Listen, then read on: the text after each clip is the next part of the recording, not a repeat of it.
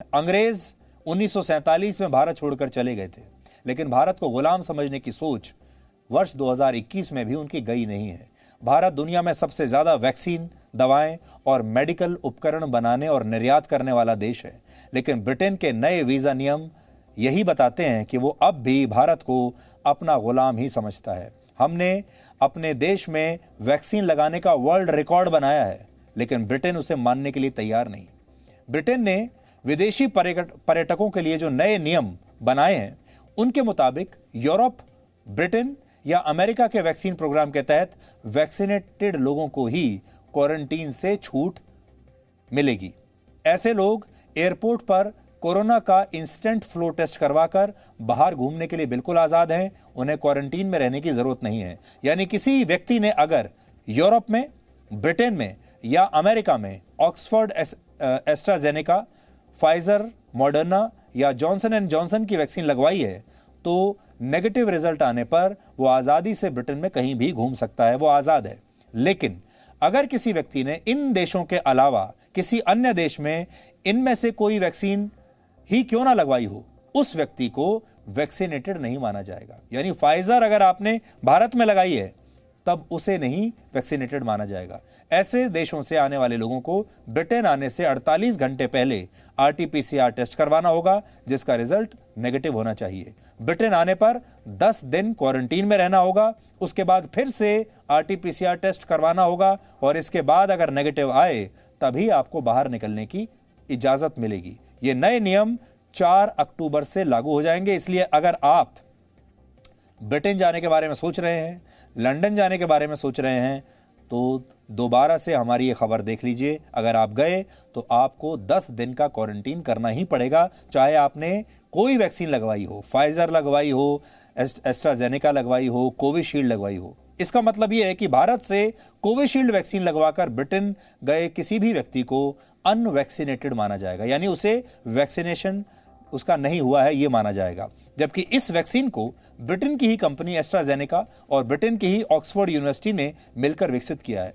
यहां हम कोवैक्सीन का नाम इसलिए नहीं ले रहे हैं क्योंकि इस वैक्सीन को अब तक वर्ल्ड हेल्थ ऑर्गेनाइजेशन से मंजूरी नहीं मिली है। इसलिए कोवैक्सीन जिन्होंने लगाया है उन्हें तो WHO से मंजूरी नहीं मिली है, लेकिन कोविशील्ड को मिल गई थी। कोविशील्ड ऑक्सफोर्ड एस्ट्राजेनेका की ही वैक्सीन है जिसे वर्ल्ड हेल्थ ऑर्गेनाइजेशन से मान्यता मिली हुई है और भी कई देशों ने इसे मान्यता दी है। इस वैक्सीन को भारत में सीरम इंस्टीट्यूट बनाता है। इस वैक्सीन को यूरोप के 16 देशों ने भी अप्रूव किया है, लेकिन ब्रिटेन के हिसाब से उसकी ऑक्सफोर्ड एस्ट्राजेनेका वैक्सीन भारत की ऑक्सफोर्ड एस्ट्राजेनेका से बेहतर है और वो भारत में बनी वैक्सीन को नहीं मानता।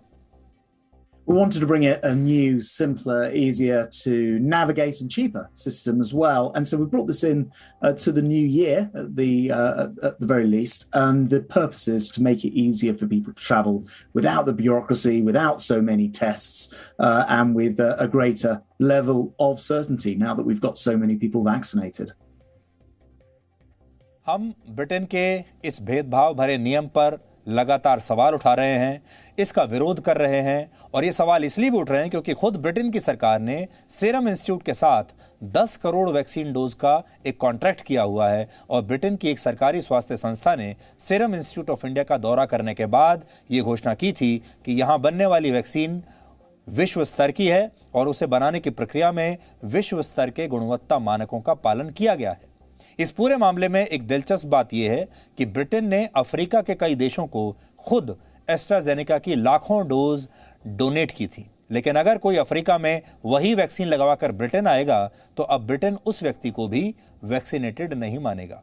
ब्रिटेन के इस वैक्सीन रेसिज्म को भारत के विदेश मंत्रालय ने भी भेदभावपूर्ण बताया है और इस मामले में भारत ने ब्रिटेन के सामने अपना विरोध दर्ज किया है। Non-recognition of Covishield is a discriminatory policy and does impact on those of our citizens travelling to the UK. The Honourable External Affairs Minister, from what I understand, has raised this issue strongly with his counterpart, the new Foreign Secretary of the United Kingdom. And I'm told that certain assurances have been given that this issue would be resolved. And as you saw, the Minister has said that these issues should be resolved at the earliest possible to mutual satisfaction.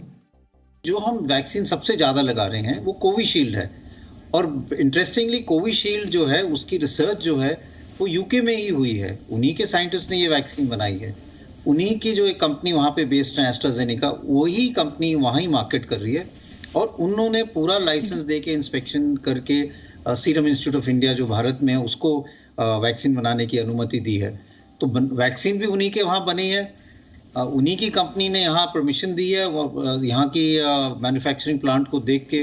और serum institute of India जो है वो Covid से पहले world's largest manufacturing plant थी, दुनिया का सबसे ज़्यादा वैक्सीन इंडिया में ही बन रही थी। तो ये एक पैराडॉक्सिकल सिचुएशन है जो ज़्यादातर मुझे तो समझ में नहीं आ रहा क्यों है उन्होंने ये स्टेटमेंट किया है, क्योंकि उन्हीं की वैक्सीन है, उन्हीं की रिसर्च है, उन्हीं की कंपनी से लाइसेंस मिला है, तब भी वो उसको अप्रूव नहीं कर रहे हैं। तो ये थोड़ा सा अनक्लियर सिचुएशन है।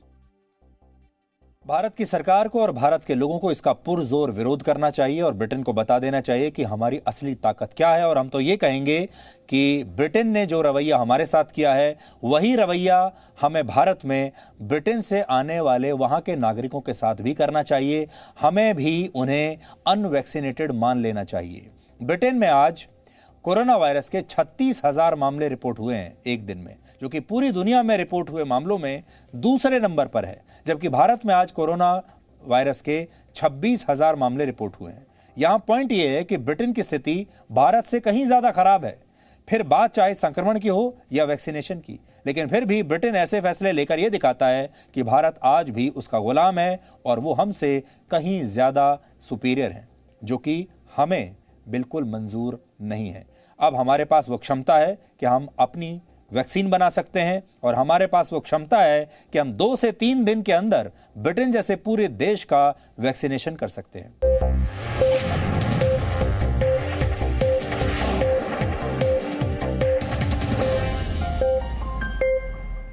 Presenting B News app, available on Google Play and App Store. Download it now.